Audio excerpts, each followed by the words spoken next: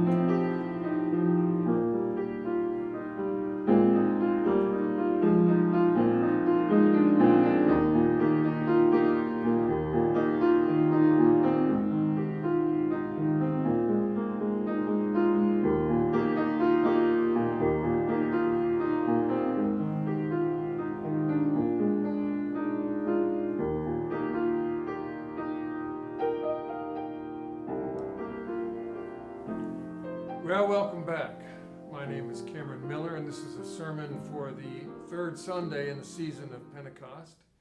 The readings for today, appointed for today, the biblical readings anyway, are Exodus 19 through chapter 19, verses 2 through 8a, and the gospel is Matthew 9.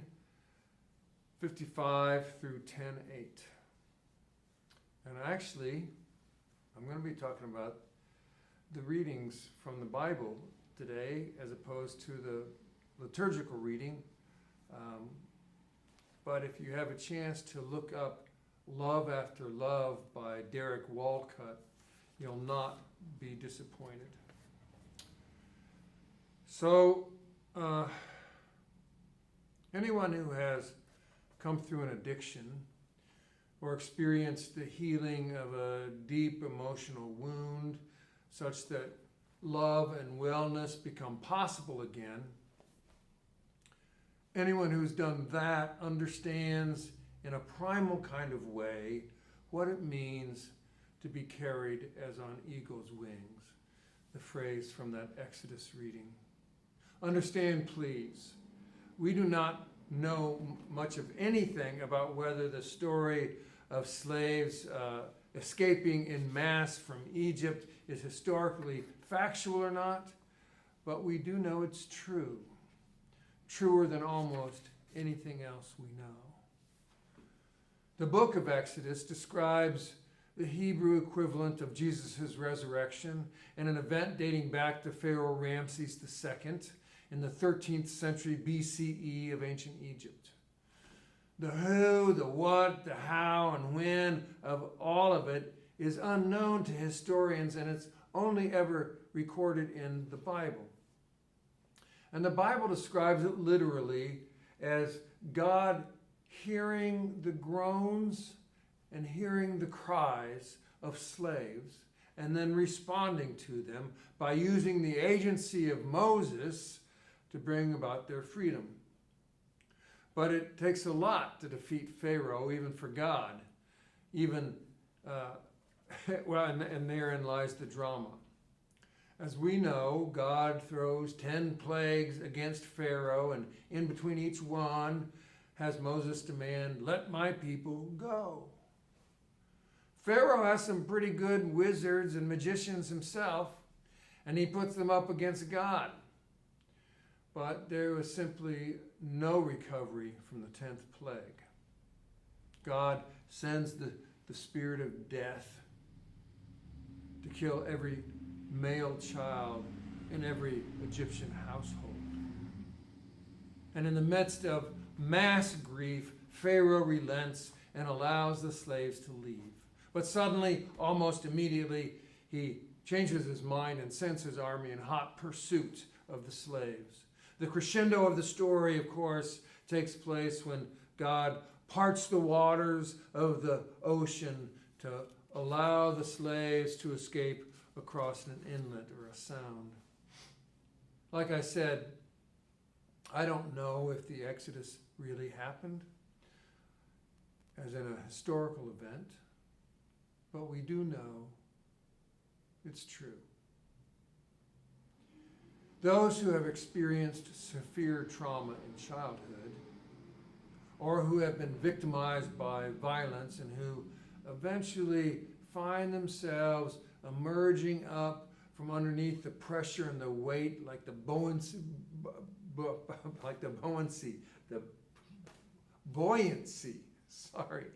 like the buoyancy of an air bubble escaping the cold bottom depth of a lake, knows the truth of the Exodus. Those who've been held under the surface of an addiction or compulsion for years and years and years, secretly and silently suffering its indignities and exposing themselves and subjecting others to its cruelties and evils, knows the truth of the Exodus. Those who have had any kind of deep emotional wound that became debilitating and which caused their lives to feel like they lived in a small room of extremely limited possibilities, but then discovered that liberation was both possible and accessible, knows the truth of the Exodus. Who knows whether or how those slaves really escaped? And who knows who or how the way toward liberation was made available to them? But we do know how they remembered it. We do know that they remembered it as miraculous. We do know that they recognized that the way out was given, not made. We do know that they attributed their recovery to a power greater than themselves because they had tried on their own to gain freedom but had never been able to do it. The Exodus tells a story that many of us, many of you, many of those that are here, know to be a true story. We know a power greater than ourselves carried us as on eagle's wings at the very moment when we imagined that there were no more possibilities. At the very moment we thought death was the only option. At the very moment that we thought more drugs were the only option. At the very moment that we thought despair was the only option. At the very moment that we thought anger and rage were the only options. At the very moment that we thought lovelessness was our only option. At the very moment we thought that self-destruction was our only option. At the very moment that we thought there was no other options than the tragic self-orbiting trajectory we were on. And at that moment, something happened. And we emerged from out of its depths. At the time, we may not even have thought about it as a gift. We may have imagined it was our own unique achievement. But as we reflected on it, maybe even over years, it may have begun to dawn on us that it wasn't our own doing, at least not ours alone. All those somethings that took place in our lives, just ours, may have no similarities except that they were given, not made. Except that they were freed when we thought, except that we were freed when we thought it was impossible. Except that we were carried by something even stronger than our own will. Except that we did not do it all on our own, even though we imagined at the time that it was all about us. And that, by the way, is how we know that the story of the Exodus is true, whether or not it's factual. some eagle's wings, somewhere, sometime, more than once perhaps, carried us, and we can only bow our heads and give thanks. Now, the same can be said about that funny little story from Matthew that was read today, although it's not quite a story, it's more of a description, I guess, or a profile. But what I'm interested in this little description from Matthew, is where it says that Jesus saw the crowds and he had great compassion on them. But look, his compassion was not stirred up because they had diseases and illnesses. He didn't feel sorry for them because they were poor or didn't have a lot of creature comforts. He felt compassion for them because they acted, as it says, harassed and helpless, like sheep, it says, without a shepherd. In other words, they were anxious. They were in that box I was describing, in that tragic place in which they could not imagine any options. They were harassed from beyond and felt helpless from within. And I think that describes all of us one time or another, or more times than once. But here's what I know. When we reach the moment when we reach the moment of acknowledging our powerlessness over the thing that has been oppressing us, it is at that moment, that a way forward begins to be made known. We can call it miraculous if we want. We can call it strategic. We can call it psychological. It doesn't matter what we call it. We can call it anything we want. But what we know is that at that moment of surrender, when we acknowledge our powerlessness in the face of what ails us or oppresses us, that we begin to see new options.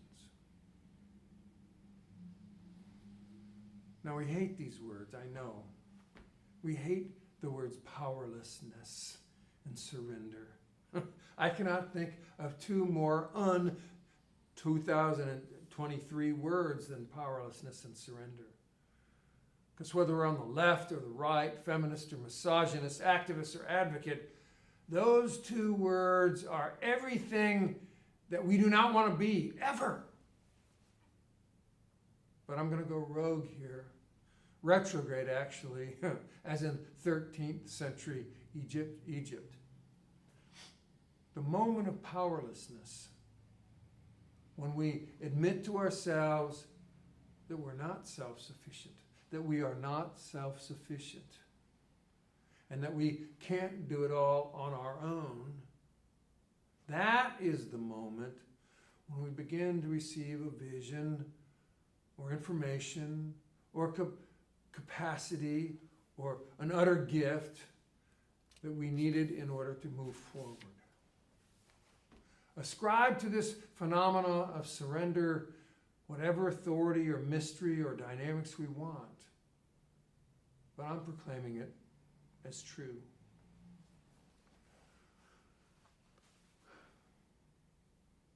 What is the difference between a church and a spiritual community? Well, a church is an institution with a central mission to perpetuate itself. A spiritual community is a matrix of relationships between people who know and acknowledge their common woundedness, their mutual neediness, their willingness not to be afraid to admit and to share the times when they became open to a power greater than themselves. Ironically, those things that we hate, powerlessness and surrender, are the very experiences that grant us strength and power.